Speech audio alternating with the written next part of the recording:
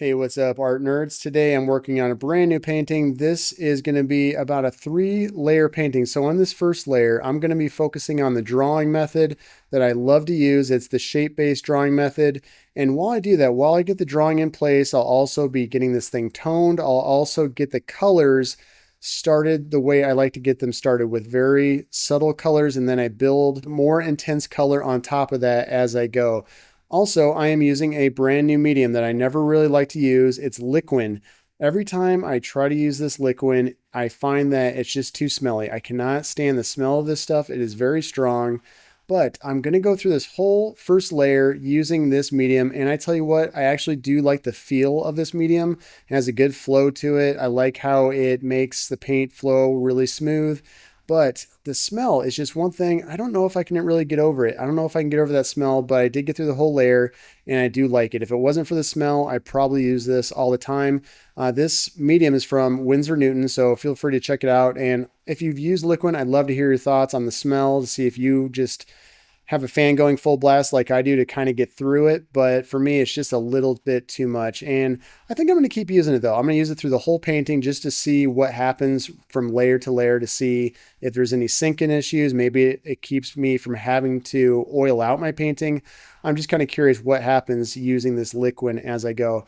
As far as some other things that's going on with this painting video, I have my colors, my usual impressionistic style palette on the right, and on the bottom left corner there's the ultramarine blue, and then there's phthalo blue, ivory black, burnt sienna, alizarin claret, cadmium red, yellow ochre, cadmium yellow light, and titanium white. So those are the colors.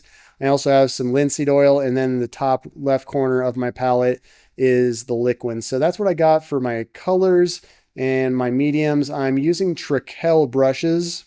They are my favorite brushes. I've been using for a good 10 years now. These are the Spectrum line, very fine bristles on these Spectrum lines. These are the brights that I just really enjoy using. The panel itself is from Trekell as well. It's a 12 by 16 inch panel, and it's got an 1.5 inch cradle on the back. So you can't really see the edge of it because I kind of cropped it out of this video, but it's just an 1.5 inch deep cradled panel with some gesso on the top. So usual tools. These are the usual tools I like to use. I also use ampersand for the panels here and there, but I've been using Trekell more and more for the smaller ones.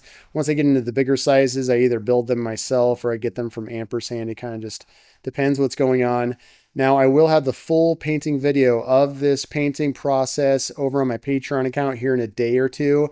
It's going to be a 2-hour, 40-minute full video where I talk through the whole thing. You can get tons of insights as far as my thinking as I progress through this painting, and just other thoughts that happen to pop in my head as I'm painting this. So feel free to check that out. I also have art downloads. Every month I put a brand new exclusive art download for you to put on your wall through my Patreon account. So check that out.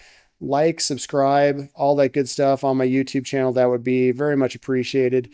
Now at this time, I'm just going to go ahead, put some music on so you can watch the full process for this first layer.